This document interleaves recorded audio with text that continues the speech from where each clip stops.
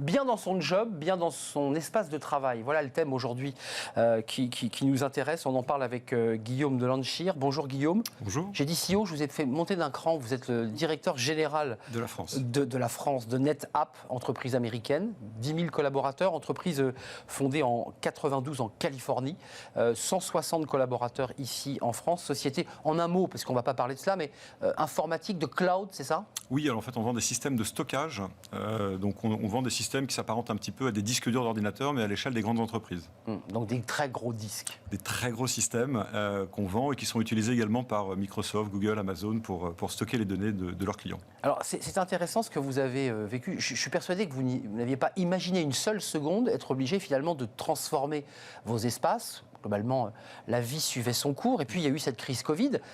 Qu'est-ce qui s'est passé d'abord? Ça, j'imagine, réduit le nombre de collaborateurs dans vos espaces. Ça, c'est la première chose. Oui, alors déjà, la crise Covid nous a violemment obligés à travailler du jour au lendemain du bureau à la maison. Donc, ça, c'est sûr. C'est quelque chose que tout le monde a vécu. D'ailleurs, c'est intéressant parce qu'une étude de McKinsey dit que 5 ans de digitalisation ont été compressés en 5 semaines. À l'échelle des entreprises. Il a une fallu aller très vite. Absolument. Absolument. Donc on a vécu ce chamboulement. Alors on avait la chance malgré tout, comme on est une entreprise d'informatique, de déjà avoir l'habitude de travailler en télétravail. Donc c'était des choses qui étaient relativement usuelles pour nous. Mais on a tout au long du confinement travaillé à garder de la cohésion et un contact avec les collaborateurs. Très important. Ça j'allais dire, c'est classique. Mais ce qui est intéressant dans l'étape supplémentaire, c'est qu'il y a 2 étapes. Il y a les collaborateurs qui vous disent... Nous, finalement, on s'y est habitué à ce travail à distance, on n'a plus trop envie de revenir, on est bien chez nous. Et puis, petit à petit, ça c'est intéressant, ils vont changer un peu d'avis, ils vont évoluer.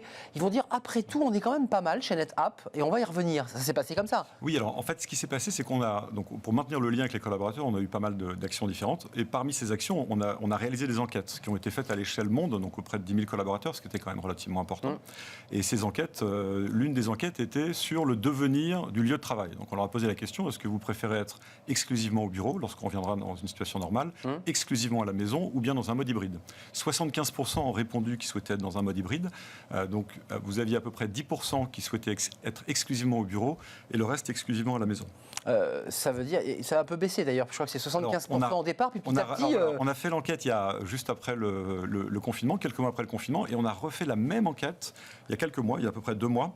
Et alors là, ce qui est intéressant, c'est que le mode hybride a baissé, il est passé de 75% à 60% au profit du travail exclusif à la maison.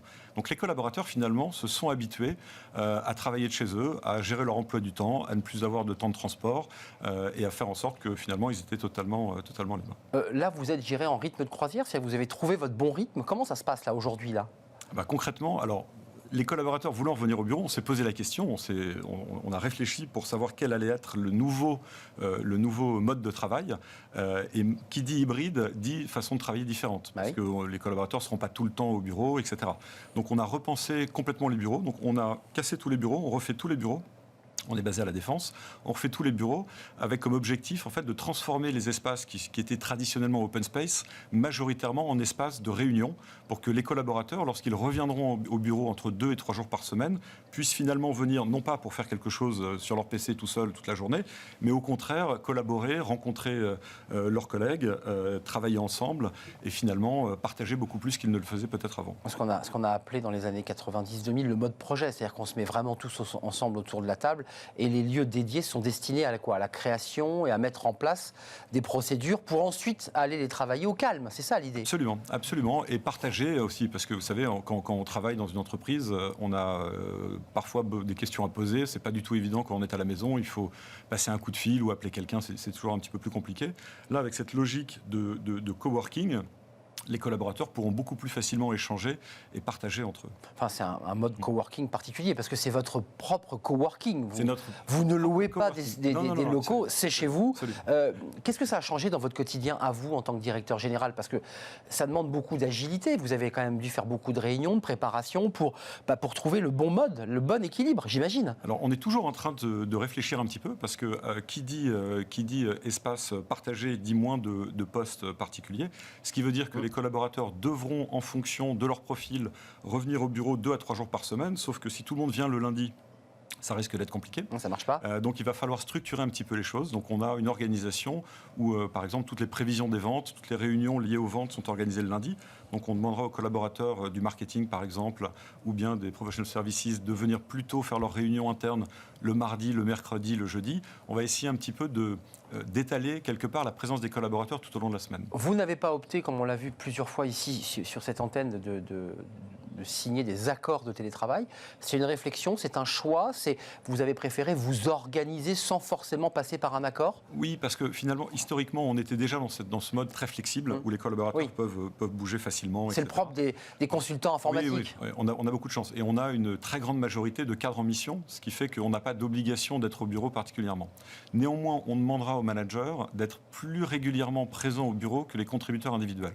Pourquoi ? Parce que lorsque les collaborateurs individuels viendront au bureau, il est important d'avoir un point de contact avec son responsable et avec le chef de l'équipe. Donc ça veut dire que vous créez comme ça les petites disparités, je dirais pas de statut, mais d'organisation de semaine entre le manager à qui vous dites, toi, tu es obligé d'être un petit peu le phare dans la nuit et tu es là, tu dois être là physiquement, c'est ça que vous dites? Oui, absolument. Donc c'est compliqué pour eux, parce que les managers aiment bien aussi le télétravail? Oui, mais on n'imposera pas les choses. C'est-à-dire qu'on donnera les tendances, on demandera aux managers d'être présents le plus possible au bureau, mais on n'obligera pas aux managers d'être là 4 jours ou 5 jours par semaine, c'est pas le sujet. Alors, vous êtes une entreprise, il faut dégager de la valeur, il faut faire du business, il faut trouver des clients, il faut développer. Est-ce qu'en matière de productivité, de performance, globalement, vous vous y retrouvez? Parce que c'est une question, évidemment, que vous vous posez. Oui, absolument. On a une boîte américaine, donc on a quand même pas mal structuré la façon dont on travaille, ce qui fait que chaque collaborateur a soit des objectifs chiffrés à réaliser, soit des objectifs qualitatifs à réaliser. Donc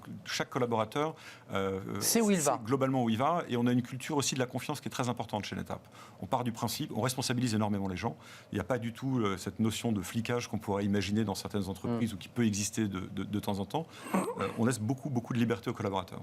Donc pas d'accord de travail, ça vous le confirmez, pas d'accord de télétravail. Pas d'accord de télétravail. D'accord. Là, pour se résumer dans une vision un peu plus en hauteur, l'année, vous la voyez comment là? Je parle en termes RH, et d'ailleurs elle est liée au business, mais comment vous la regardez cette année? C'est une année d'expérimentation où vous dites on est entré dans une nouvelle ère et il faut accélérer? Alors je crois qu'on est déjà rentré dans une nouvelle ère. L'expérimentation, on l'a eu pendant le confinement. La véritable complexité qu'on a eue était de garder les collaborateurs engagés, motivés, bien finalement dans leur travail, tout en étant à la maison. Ça a été pour nous vraiment le plus gros challenge.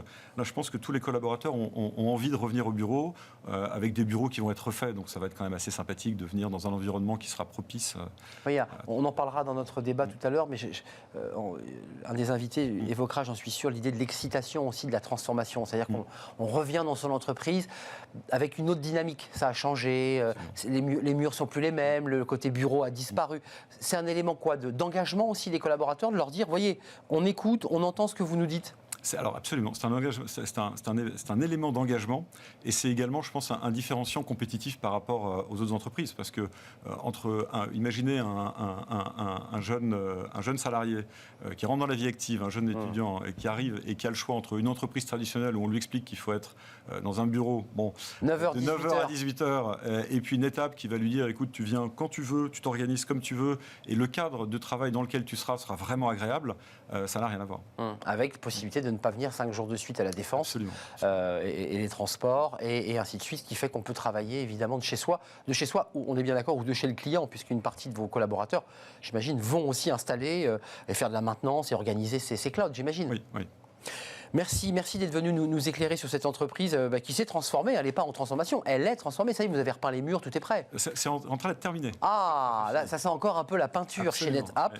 Merci Guillaume Delanchir, DG, directeur général de NetApp, entreprise américaine, 10 000 collaborateurs, principalement du cloud, mais du très très gros cloud, c'est ce que nous avez dit. Merci d'être venu nous rendre visite. On fait un peu de philo, tiens, ça va. Ça aère toujours l'esprit, le smart et philo. On parle d'innovation, tiens, l'innovation c'est l'informatique évidemment. Philosophie et innovation, on en parle tout de suite.